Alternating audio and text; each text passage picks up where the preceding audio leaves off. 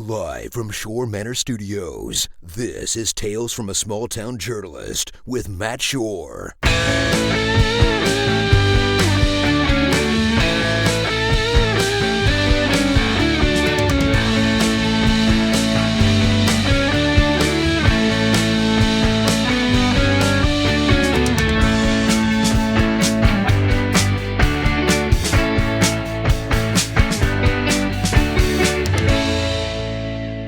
Hey guys, thanks for checking out this episode of Tales from a Small Town Journalist, the podcast dedicated to all the weird and wonderful stories you are only going to hear about from reporters working in small communities just like yours.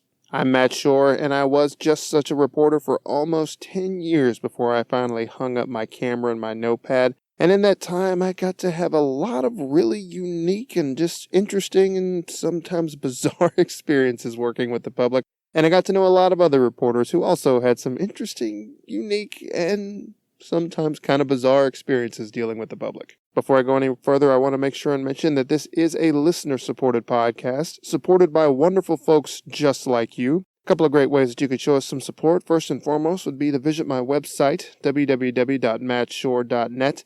Check out some of the books that I've got on sale there. See if anything strikes your fancy. We've got science fiction, we've got horror, we've got comic books, we've got books for young and old. Go check it out. And another great way that you can show some support would be just spreading the word. Get on Twitter, get on Facebook, whatever you guys use out there, Instagram, Snapchat, whatever you got. Find some person on the street. Tell them face to face, hey, you have got to listen to this crazy little podcast by Matt Shore. Nothing more effective than person-to-person word of mouth, am I right? This episode, we're going to be talking with Tavia Green from ClarksvilleNow. Tavia and I worked together for a little while, and she actually got a bit of a trial by fire with the beginning of her career. And ever since then, her career has pretty much been a straight succession of just interesting and unique experiences unlike anybody else. Talking to her was a real treat, and I really hope you guys enjoy listening to her as much as I did. She's got some fascinating stories to tell and a really great perspective on the importance of not just journalism, but specifically small town journalism and the role that it plays in our lives. So I'm not going to take up any more of your time. I'm going to switch things over and get Tavia on the phone right now. Okay, I am speaking with Tavia Green, content manager for ClarksvilleNow. Tavia, how are you doing? I'm doing pretty good today, man. How are you? I'm pretty good. We're just getting over some sickness in our household right now. Oh, no. It's a fun time, but we're on the upswing, so that's good. How are things your way? Things are good. Things are really good over here. Okay, great. Now, we worked together for a little while over at the Leaf Chronicle, as they say, long enough for a cup of coffee. But we've stayed in touch a little bit thanks to the magic of the internet and social media. So I've kept up with some of the things that you've done, but I'll leave it to you to give us a full lay of your career. So, I began my journalism career when I was a teenager, actually. I lived in Hopkinsville, Kentucky, and I was very, very quiet, but loved to write. I've always had this huge passion for writing. And when I was in high school, I was accepted into a program at Western Kentucky University. And I went to that program. At that time it was called the Minority Journalism Workshop. And now it's called Exposure. And once I attended there, I just totally fell in love with journalism because it kind of gave us this freedom to express ourselves and be creative. And we had real stories and we had cameras, and it was just like meeting your first love. Like, I was just all into it. So I actually ended up going to Western Kentucky University for college and did their print journalism program. And while I was there, I really got to learn journalism because they really push internships every summer. While I was in school, I did 3 internships, all local journalism. I did a very small paper in Ohio, and then I did the Kentucky New Era in Hopkinsville, and I did a bigger paper, Birmingham News. That was the internship I had last before I graduated, and landed here in Clarksville after graduation at the Leaf Chronicle, where I was a reporter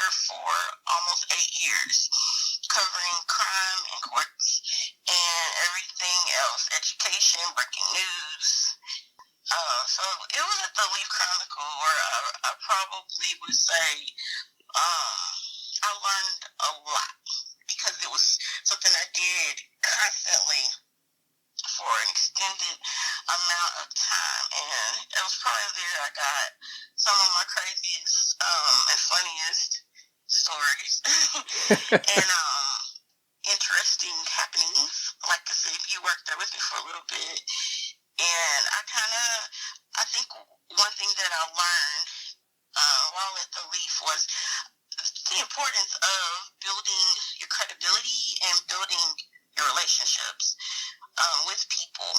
And over that amount of time, you earn the trust of people, and they're able to rely on you. And even now, like from the relationships I grew then, once I left and went to Vanderbilt for 5 years, now that I'm back into local media, like I like literally picked up where I left off with some of my sources that I've built really good relationships with. But at the Leaf, I'll tell a couple stories of the funny things that happened at the Leaf. At the Leaf, I kind of got the reputation for being like the really easygoing person who could handle like some of the more like interesting personalities when they came to visit. So usually, if we got a crazy call or someone needed to talk, they'll be like, Tavia can handle it. I can see that. I came in to the You can talk to him. That's not shocking. There was one instance. There was a guy who came to visit, and he was just so upset. He was so upset. He was just so upset. And I think I sat and talked to him for over an hour, and he was just very animated and flailing his arms, and everybody outside was walking past the window. It would come to the window and look at me like, "Are you okay? You give me that around?" And I'm like, "I'm fine. You know, I grew up around a lot of different people. I've never been scared to talk to people. So different personalities never have been something I'm scared of. But this guy was so animated. He literally probably just needed somebody to listen to him because he was just upset about everything. And I listened to him for a long time and actually learned a little bit. I learned, like, in every situation, you can take something from it. Like, maybe to somebody that was a waste of an hour, but I learned a lot because he was upset about the bus. And, you know, I got to kind of learn about his background. And, you know, he had been around Clarks for a long time. So even if it was just kind of a very random, odd, like, interaction, I still took something from it. And I think that's the main thing I've learned about journalism in a smaller market is that, like, you just meet so many interesting people and learn so many interesting things and so many interesting stories that always somehow can kind of circle back and affect you personally and help you with your life in some way. I can relate to those types of interviews. I had a similar instance when I was still in West Kentucky. They transferred somebody who called in, some lady, and I don't remember her name, but when I took the call and started to answer, she was in the middle of a sentence and did not stop to acknowledge me. She kept right on going, and she continued going, I think, for like 10 to 15 minutes without taking a breath. I don't know how she survived the call. So I just sat there with holding the phone to my, I just holding the phone to my ear. And finally I stopped even saying anything to her. I put it on speaker and the whole office just kind of huddled around my desk just to listen to this lady. And she kept going like for another 10 to 15 minutes. And I think finally I looked at my editor at the time and I said, just kind of whispered, should I just hang up? And he said, yeah, just hang up. Very quietly. Yeah, we just quietly put it down on the receiver and she never called back. She could still be talking on that phone to this day for all I know. Oh, and it's sad a little bit looking back because I couldn't understand much of what she said either. But man, she was upset, whatever it was. She was riled up. Sounds like similar to this guy. Just everything in the world had her mad. Yes. But those are the experiences people don't tend to hear about. Just those weird conversations that you end up with. Yes, and I think every newsroom probably has somebody who calls a lot and literally probably just wants to talk. You know, the media for a lot of people is a friend. Like, they call to tell you how they feel about something. And I think, you know, I still think it's important to take those calls. It kind of, to me, creates that it is kind of like a home for a lot of people. Like the newsroom is a place where they can just let somebody listen to them and feel like that person cares about what they're saying.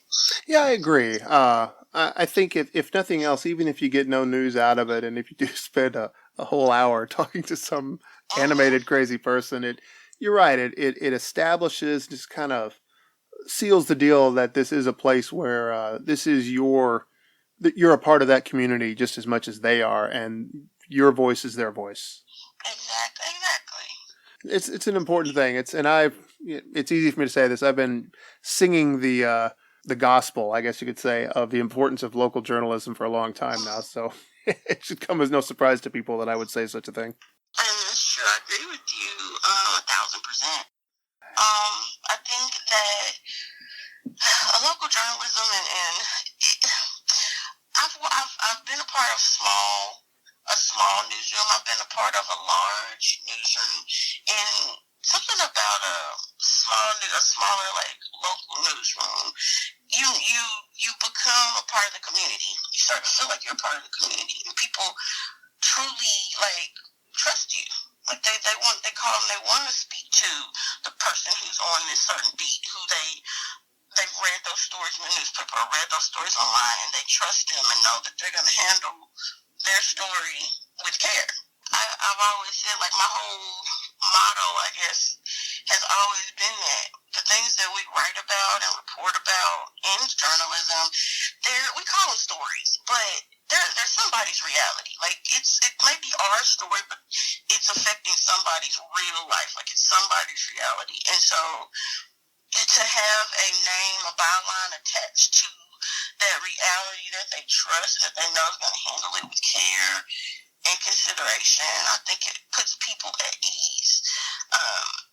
When you have some of the culture of journalism's changed over the years, and so sometimes you don't have those long-term journalists all the time, or, you know, everybody doesn't have the luxury of having reporters who've been in the same beat for several years, and sometimes you can feel it. You can feel it in the community, and feel it when people say, like, "Oh, what happened to so and so, or where's so and so?" You know, it's definitely a culture that's changed a little bit, but I still think it's so important to have a name attached to, a byline attached to stories that really, really matter in the community. Oh, very true. And trust is a big one. I know that when I was getting back to West Kentucky, because that's where most of my field experience was at. For several, I was there for almost 8 years before I left, and my experiences there toward the end, I know that the police, a lot of times, whenever they had any kind of major news that they were reporting, any press releases, they would often wait until they talked with me first, because they always said, you know, we could trust you. We know we can trust you. And I think two big parts of that. One was that I wasn't a TV journalist. And I mean, that's just not knocking TV journalists, but there's a level of there's a level of comfort is probably the best word that people feel with a journalist who works for a newspaper. It's like, well, he's just a writer. He's not some big TV personality. So there's that level of trust. And also the fact that as I strictly reported that little town's news, so they knew that they were my top priority. I wasn't out to sensationalize anything. I just wanted to report the news that was going on in my town, and there was a level of trust that got built there after about 5 to 8 years. I can definitely see how that will work. It's important stuff, and yeah, I hope it's not getting lost. I hope not either. And like I've also worked on like you were talking about broadcast journalism. I've worked with broadcaster on Zoom. When I worked at Vanderbilt for their communications team for 5 years as a public information officer, and just what you said, the trust, being on the other side of that and being a public information officer and knowing that we protect certain information and it's about a person's privacy and rights and all those things, like that has actually helped me more as a journalist and reporter, because now I get why that trust is so important. Because if a reporter burns you, it could cost you your livelihood. It could cost you your job if you trust someone and they betray that trust in some way. So I totally understand why information officers and different agencies have these strict policies and why it's important to respect them and also build that relationship with them. And it's definitely, I must say, leading with love and kindness has always proven way better than getting a good headline or a good story. It's just always when you lead with, good-heartedness, it always benefits you way better. Oh, absolutely. I mean, some might argue that I was too chummy with the police of that little town, but I feel like it got me a lot more headlines, we could say, than I would have otherwise. Yes, there's one story I think about that, like you said, some people may have thought like, why would you do that? There's one story, and to this day, I really feel really good about doing this, because I was a crime reporter during Clarksville, and I came across some paperwork. I'm very kind of like thorough, so if I'm covering a case, I'll go check the file a few times and read and see how it's doing until it goes to trial. And so in this particular case, I checked the file, and I mean, from A to Z, the entire case was laid out. Every piece of evidence, the suspects who hadn't been arrested, how they found the suspect. Like, it was super detailed, and it was just in a search warrant.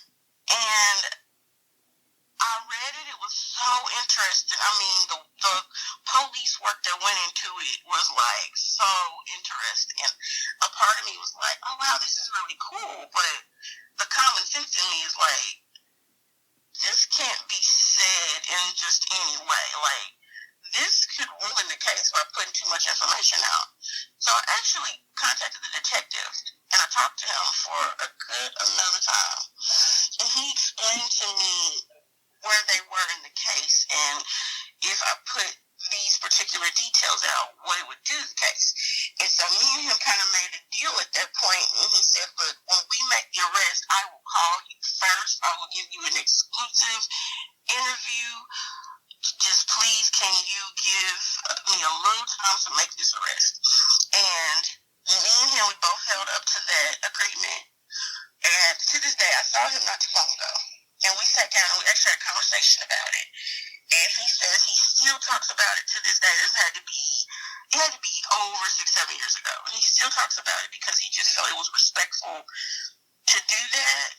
And even then, me and him talked, he said there's some stuff coming up. Like, even now, he was kind of just telling me, like, hey, we're gonna be doing some stuff, so we'll be contacting you. So it doesn't go away. When you treat people good, they remember it. But when you treat them bad and you burn them, they really remember that too. Yeah, I think the seasoned journalists, I guess we should say, the ones who've done it for a while, you really learn that. Some learn it the hard way on the front end. Yeah. There were several times, I can't say that I have any experience like that, but I know there were times that I would talk to police about whatever cases they're doing, and I just say, okay, well then just tell me this much, off the record, what's coming up. And they knew that I wasn't going to take that and burn them with it. I would just go back and tell the editor, look, here's what we should watch for. And there was, that level of trust between us and the police station that went a long way for both of us. I like to think we helped them out with a few things. Yeah, definitely. And I didn't realize how much, like, you start to learn the role of the media, especially in crime reporting. You do start to see that there's such an important role there. And it's such an important, it's so important to have a good relationship, because while putting those stories out and informing the community about, the crimes and things going on and then they reports about runaways and, suspect information, be on the lookout. So putting that mass communication out to people is important in solving those cases.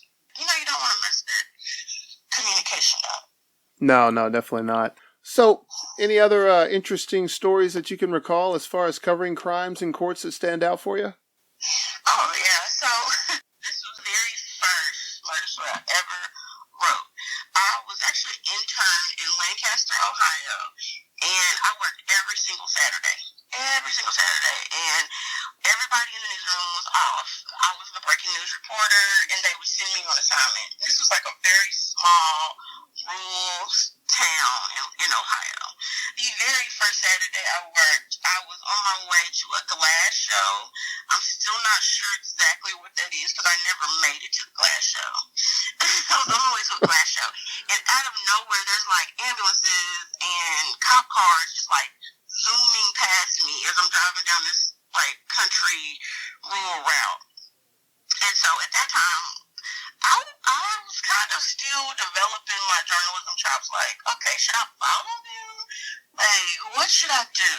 So I'm sitting here thinking, and I decided to like just go to where they were going. So I follow them, and they park kind of very close to the glass show. And I'm like, what is going on?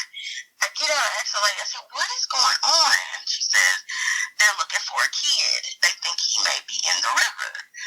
And so, just out of nowhere, I am put into this very, very breaking news situation where they are doing a full-on search, and I'm walking up. I have my camera and my notepad. I'm just walking up the road trying to figure out what was going on. And out of nowhere, this woman just runs toward me, and she is screaming and cursing and flailing her arms and calling me every name in the book. And I don't even know what's going on at this point. I just know about a kid in the river. And she's just screaming at me, and I'm just like, my eyes are big, and I stop walking, and I'm like, whoa. And the lady goes, you're making money out of my tragedy. How dare you? And curses me all the way out. So at that point, I'm like, okay. I put two and two together. There's a kid, he was 6. They found his bike by the river. That was his mother who cursed me out. I contacted my editor, I let her know what's going on. She sent the photographer. And long story short, it was a very hot summer day, and that was my first really big breaking news story where it was just an emergency situation, and I learned just like right there on the spot how to cover those kind of situations, who to talk to, who not to talk to, and how to be compassionate when these kind of things are going on. And it was a very sad story. It was the first story I think I like bawled my eyes out over. Because I was off work the next day, and they found him the next day in the river. He fell in the river, and there had been a lot of water, and so he thought he could swim, and he couldn't, and it was just really, really sad. And I remember my lead for that story was about the mother, but it wasn't me talking to her. I literally was sitting across the street watching her, and I just wrote about what she was doing. And she was basically, I remember sitting in the grass, she was clutching like a Thomas the Tank Engine blanket, and all the things of all this chaos going on around her. Dogs were searching the woods, and there were helicopters above, and there were people in the river. So it was kind of more like I wrote about this beautiful summer day that turned into like absolute chaos and a nightmare for this mother. And so I've always been like a feature type writer, and there I learned about observation and definitely respecting people during their time of tragedy. Like, yes, we have a job to do. And I always, whenever I do approach a family about tragic things, I always try to remember, like, be human first. Don't be like, hey, I know it's the worst thing in life, you want to talk to me. No, like, I always lead with, you don't have to talk to me, but I want to let you know I'm here. At any point you want to share your story, this is a way for you to talk about your dead loved one. So I try to, and usually people appreciate that, and they're like, okay, not now, but when I'm ready, I'll let you know. And sometimes the news cycle doesn't work like that, but that's okay. Because when they are ready to talk, we'll find a way for them to talk. The other story that I had started was about the first murder in Lancaster, and that was another Saturday. They had a murder in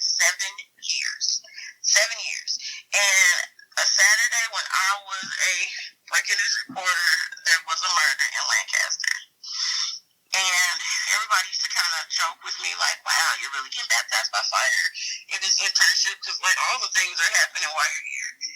And that was my first time going to an actual crime scene and talking to neighbors. And it was the craziest story about a wife who, I guess she had been in an abusive relationship and she got drunk, she got tired of it, and she murdered her husband in front of her children. It was horrific.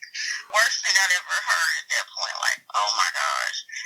And I had to really get out of my shell and go talk to all these neighbors, and ended up talking to a lady who heard everything. She didn't see it, but she heard everything. And I sat on the porch with her and interviewed her, and that was my lead to my story, was talking to this neighbor who was awakened by screams and all the things that transpired after that. So that first internship was pretty traumatic. So this is how you broke into the business, huh? Yeah. Oh, man. But it just scared me way too bad because I became a full-on crime reporter later. That's true. You're still around, so. I'm still here writing about the crimes.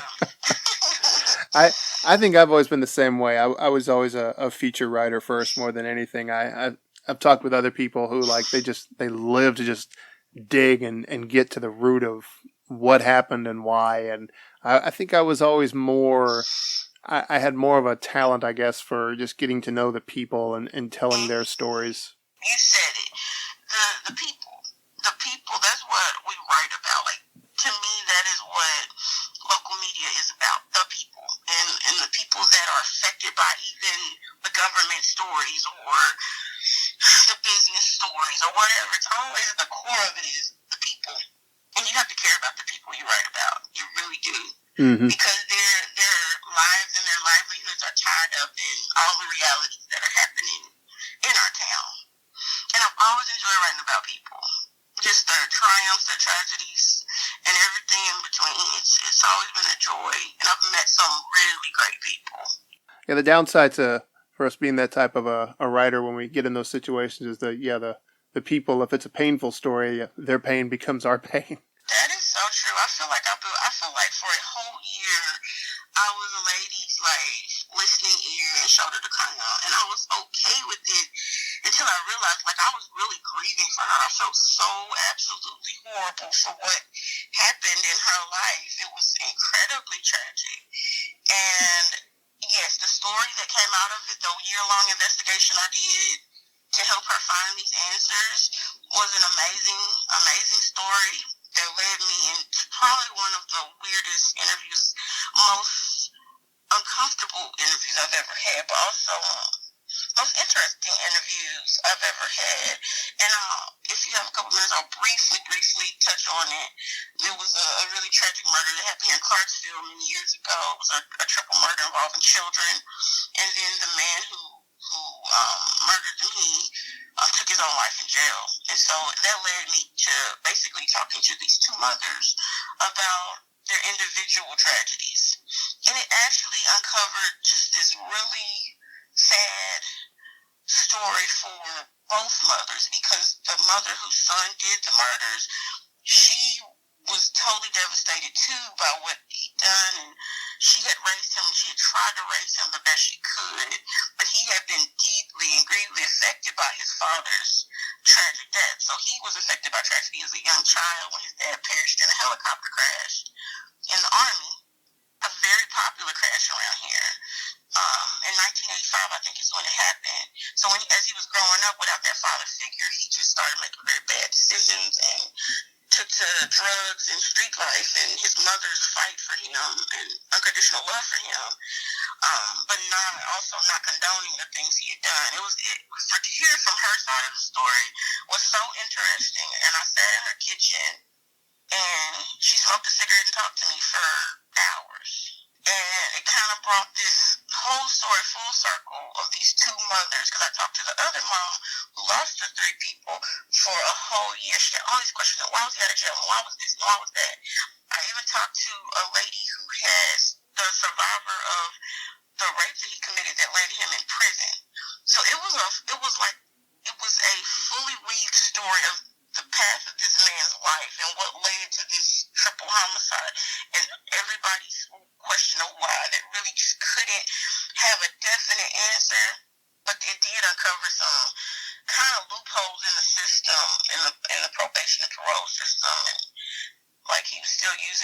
at the time of his death. It was really interesting, mental health and everything. It covered a ton of subjects, and got to meet both those families, and I still keep in touch with the lady who originally contacted me, and even through Facebook has really opened up a lot of doors, keeping in contact with people.